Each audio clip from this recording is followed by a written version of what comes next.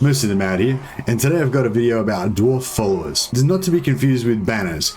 Banners and followers can both be equipped in your ancillary slots on your character sheet down in the bottom right, but banners are actually items and they drop in the same way that other items like armor and weapons do, like after a battle, or you can steal them from enemies. Rune banners, like this 15% physical resist banner that I'm equipping on my elite hammerers, are also banners, not followers.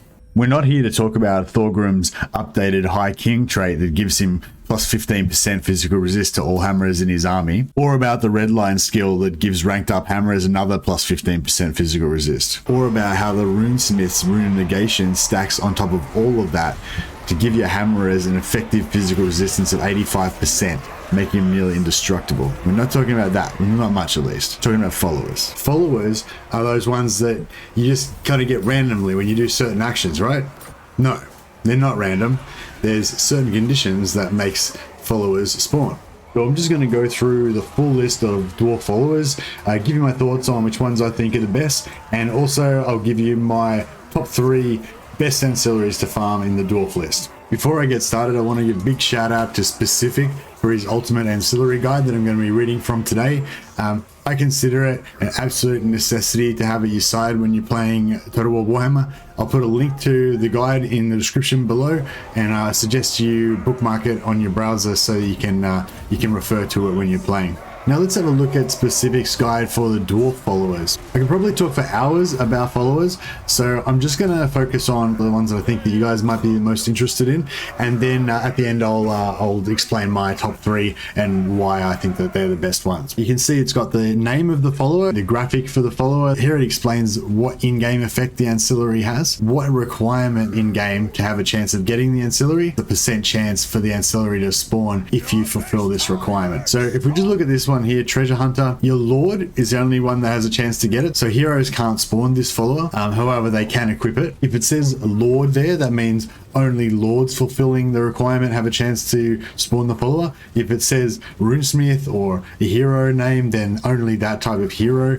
has a chance of spawning it if it does the requirement. If it doesn't say anything there, then that means either heroes or Lords can spawn the follower. So your Lord, when he loots a settlement, there's a 5% chance to get this follower. Eventually, over the course of the game, if you do a lot of looting, you'll eventually get a lot of these treasure hunters, and it's probably not worth the effort of going to farm this ancillary. Before I go on another completely unrelated topic, I just wanted to quickly talk about the new Zhufbar 42 pounders aiming marker. You might have noticed when trying to use the Zhufbar 42 pounders that the damage seems a bit unreliable. Sometimes it'll hit the target dead on and do heaps of damage, sometimes it won't do very much damage at all.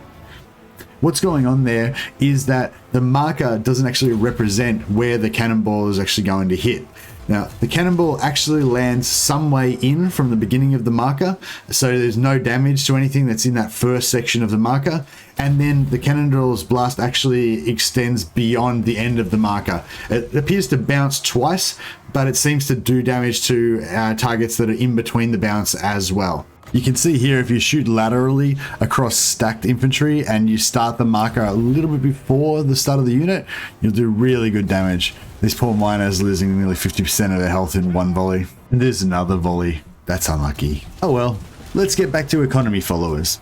Income increases.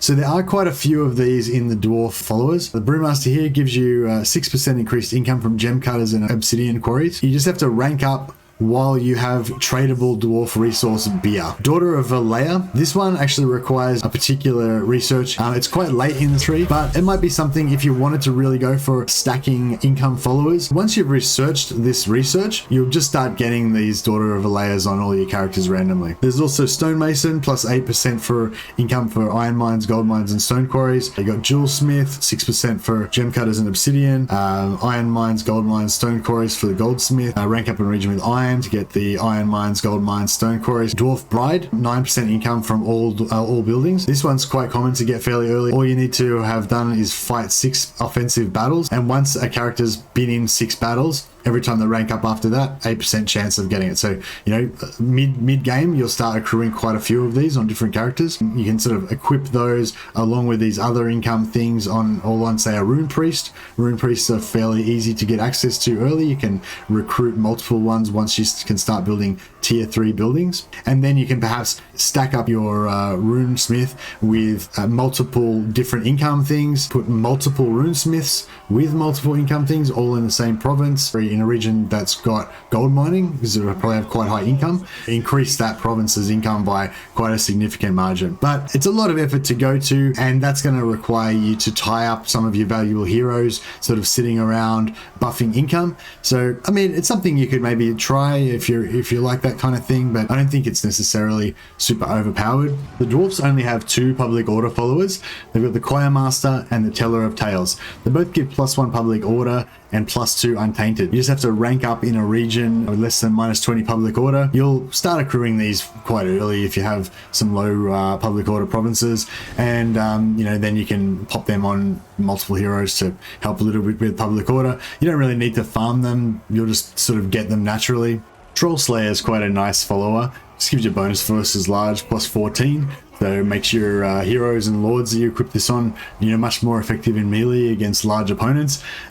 It's not really something that you want to farm though. You can't really generate enemies that have trolls. I guess the only thing you can really do to try to farm it a little bit is fight an army with trolls in it, don't wipe out the trolls, let them retreat, and then fight them again. So then you'll get 2 20% chances to farm this follower. Most of the rest of these followers are either kind of useless for dwarves, or they're just not really worth farming, or they're just not possible to really farm. You just get them sort of naturally without really having to do anything. Shipwright, high seas attrition, doesn't matter. Recruitment cost for artillery doesn't matter. Upkeep for slayer units. Anytime you recruit slayers, you've got a 10% chance of getting this every time you level up. So you're likely to get it if you need it automatically. Income from trade, again, it's kind of good, but you'll just get it automatically anyway. You don't really need to farm it. Leadership for dwarves doesn't really matter. And that brings us to my top 3 best followers to farm for the dwarfs. Number 3, I would say, is the Runebearer. The Runebearer gives you plus 10% movement. Now, movement is really good for dwarves. It doesn't extend the distance that your forced march can go, but it just extends the distance of your basic movement and your underway stance. But yeah, it's really powerful. 10% is a lot, and it's the only movement increasing follower that the dwarves can get. And there's only one way to get it, and that is to rank up a runesmith outside of an army. So I think this one's a really good one to highlight for people, because you know, you get a runesmith.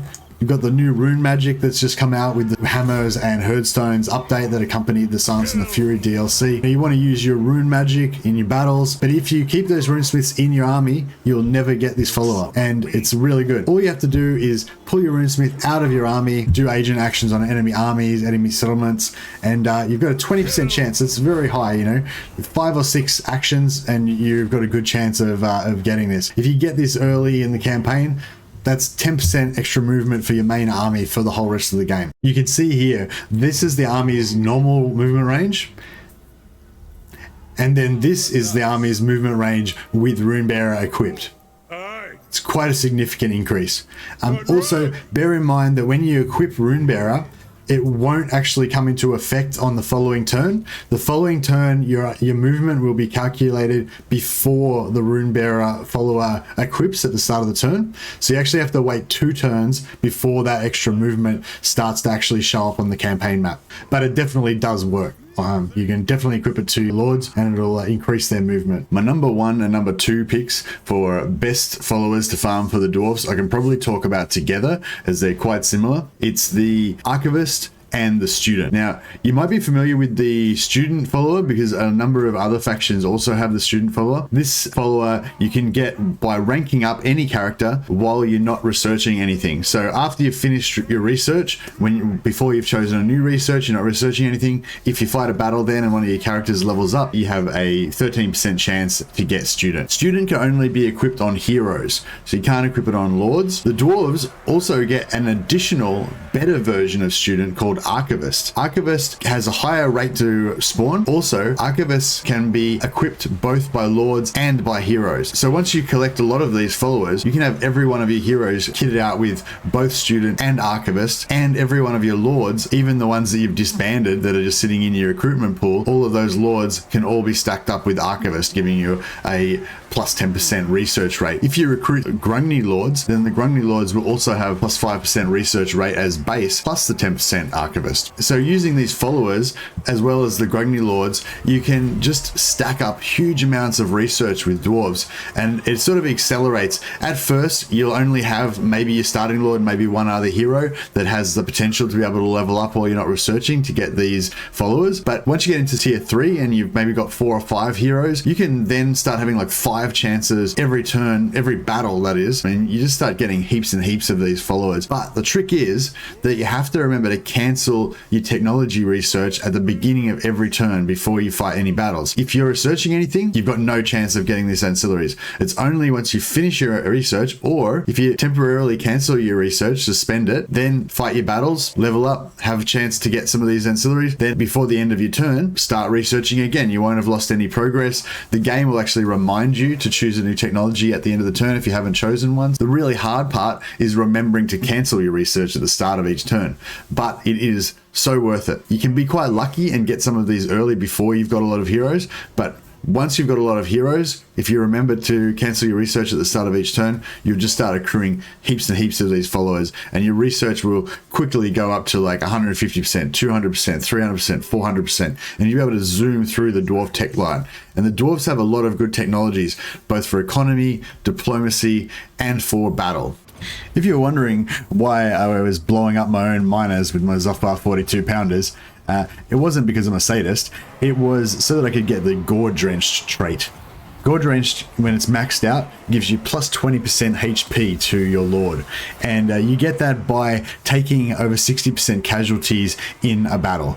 This is quite easy to achieve if you take in a powerful group of heroes or artillery with small entity numbers, and then bring in some very weak units like miners. Then the majority of your head count will be the weak miners. You can kill them off without actually losing much strength. Do that multiple times. I think you need to do it about 7 times, and then you'll max out Gore Drenched, get plus 20% HP. Combine that with the new plus 20% HP rune, as well as the plus health in Thorgrim's tree, and he can get nearly 12,000 health. So yeah, I hope this guide's helped you out. I know everybody's really excited about the new rune system for the dwarves, but I just thought this would be a really good time to remind everybody how powerful the humble old followers can be for the dwarf campaign. Thanks guys.